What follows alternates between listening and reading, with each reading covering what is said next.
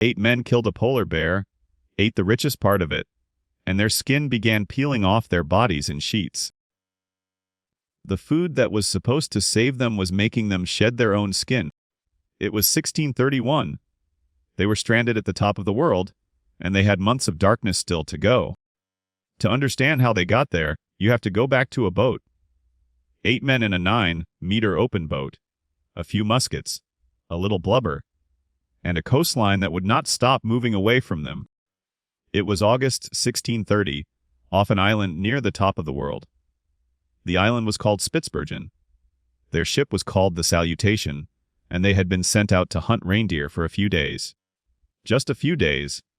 Their captain, a whaling master named William Goodlad, had chosen 8 of them for the errand and sent them off in a shallop, a small flat-bottomed boat meant for short trips along the shore. They took almost nothing with them. Why would they? They would be back before the week was out. The fog came first.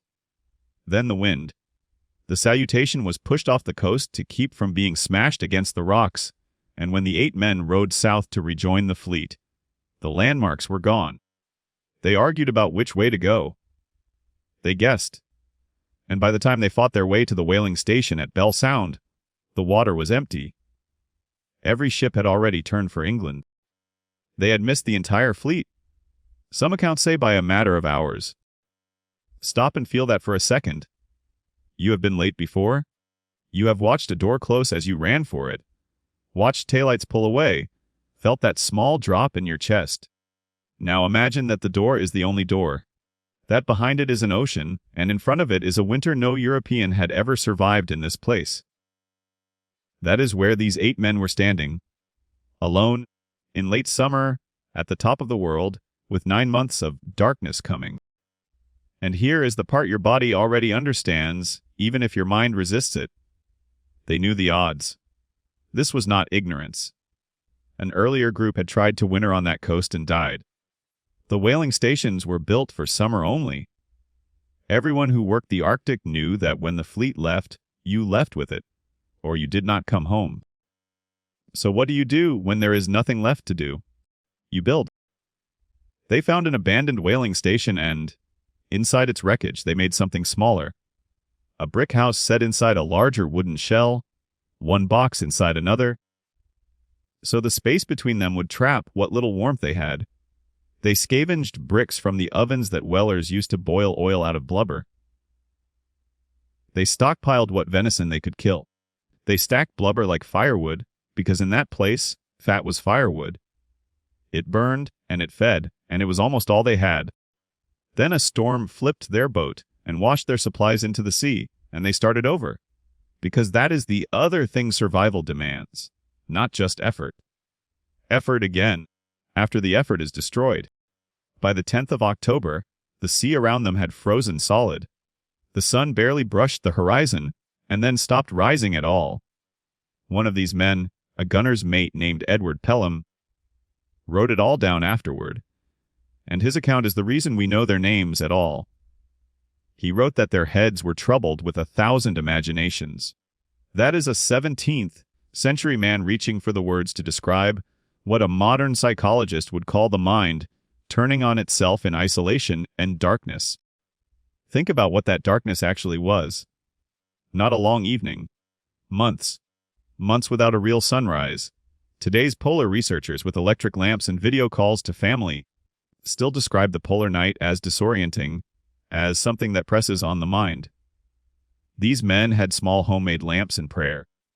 That was the whole of their defense against a darkness that erased time itself. And they were starving inside it. They rationed to 1 meal a day. Then they added fast days, whole days with almost nothing, several times a week, on purpose, to stretch what they had.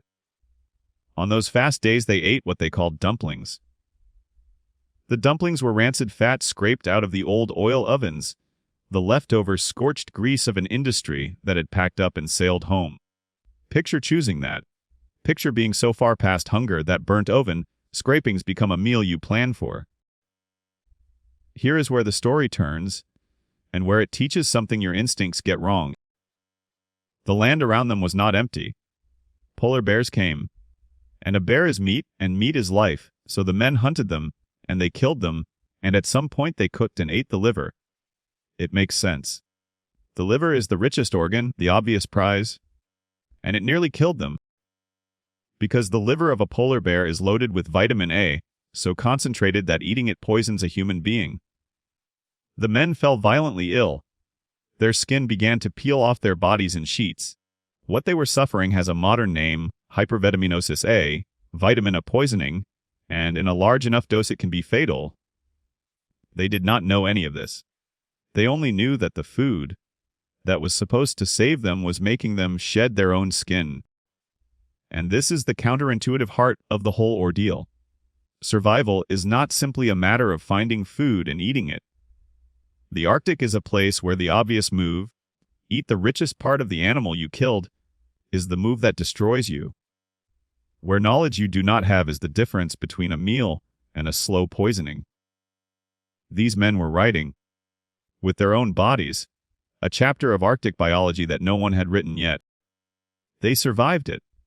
They recovered, and they kept hunting, and they learned the hard way which parts of the bear to leave alone. Now think about the enemy they could not fight at all, scurvy.